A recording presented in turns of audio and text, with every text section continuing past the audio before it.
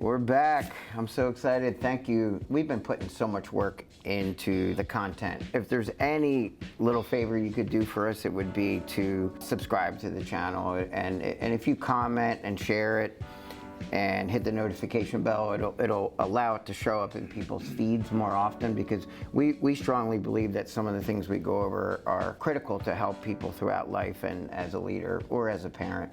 Kate Weimer, board certified behavior analyst here on the end. Kate's going to talk a little bit about application of behavior science to prevent burnout, or how to recover from some burnout.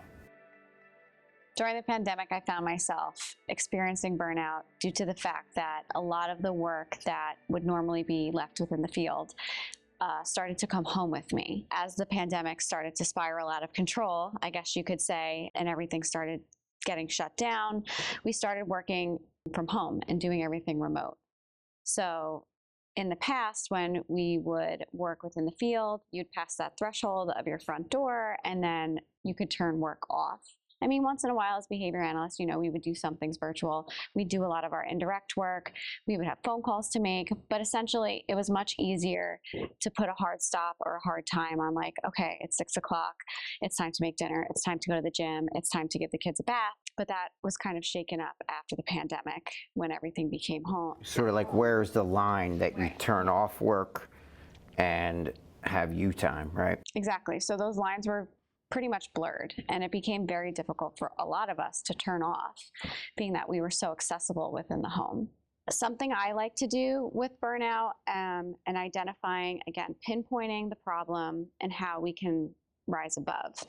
So the problem was I was allowing all of my free time to be invaded with work and never turning off. So some antecedent strategies that helped me kind of climb out of that hole was setting those clear expectations for myself. Again, putting those hard stop times into place and keeping up with that, as well as getting feedback. And the feedback I was getting was more so from my family and how I was doing with it. If they saw me on my phone or dealing with things after hours, they would give me that feedback, which is kind of hard to hear, right? You're putting these plans in place for yourself and getting that feedback of, like, you're not following it. It's tough. If I know you with your discipline, if you made a promise to yourself and to your family and then accidentally broke it, it's going to be something that's very serious to you. So what were the ways that you went about sticking to your expectations that you set for yourself and your family? Yeah, absolutely. I'm definitely hard on myself, but something that I still even struggle with, and some interventions that I have put in place, is dinner time. So dinner time is something that I really enjoy. I think it's like one of the only times that you get to actually sit down, either with your family or your significant other, and just like talk about your day and essentially relieve that burnout by talking about whatever it is that happened throughout your day. But my problem was, it was so easy to be on the phone during dinner time. The phone would buzz, or if it would ring, it's so easy to pick it up and look at it and just answer something really quick and put it back down. But that instance that might seem really quick might not always be, and then it starts to escalate into new things. So something I started doing was leaving the phone outside of the kitchen during dinner time. That was one of the things I would do. I know a lot of people, and Brianna, you could speak to this, by putting on your turn off notifications. It's already on.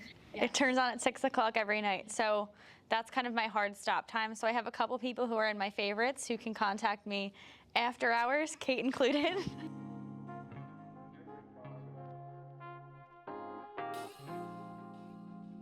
One of the strategies that I've used, and it was very effective in the beginning, except I think I let it go a little too far and I don't ever turn it off. I created on my phone, because so many people self-monitor that I lead and they text me their progress on something and then I reply with the reciprocal feedback. I get so many of those text messages, and what I ended up doing is using an app on the Verizon phone with an auto reply that says I may not be able to get back to you for 48 hours or something like that, and left another phone number for someone.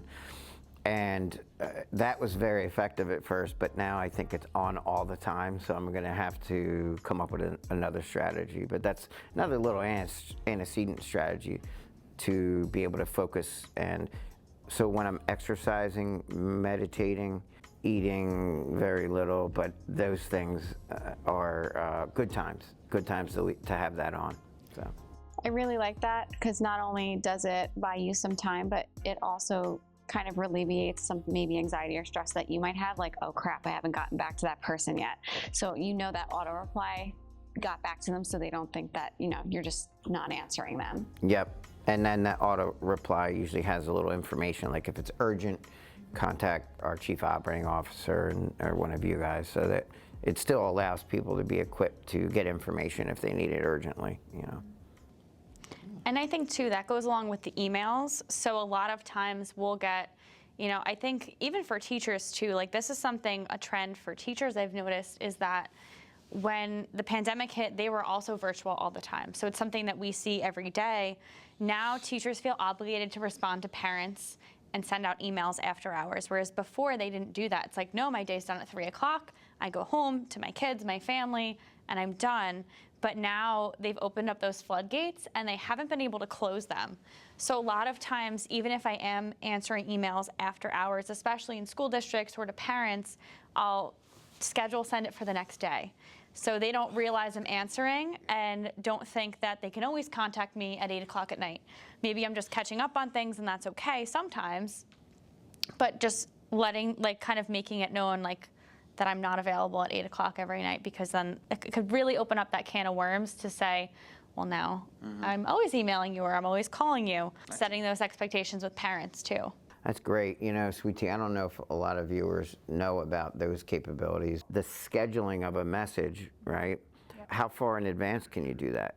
On Google, you could do it as quickly or as far out as you want. So even for some of our things, so like even tying into clinical review stuff with reporting out on things, we're able to send those emails. So we might say to people that come to clinical review, we're going to follow up with you in 3 months. So during that meeting, one of us will send those emails to immediately go to that BC in 3 months from the date. Oh, wow, you go that far ahead. Yes, and you could do it just like that. So then you don't have to say, oh my gosh, I forgot to email this BC. It's already there and it's ready to go. That's awesome. And then with scheduling text messages, I don't know if you guys ever do that, you can do that too. Again, that one's like a Verizon system that I use, but you can schedule that in advance down to the time and the day. And that's another way that I fall short on that sometimes on the weekends, but it's so much better if I don't bother someone on a Saturday or Sunday and then I schedule it to hit Monday morning.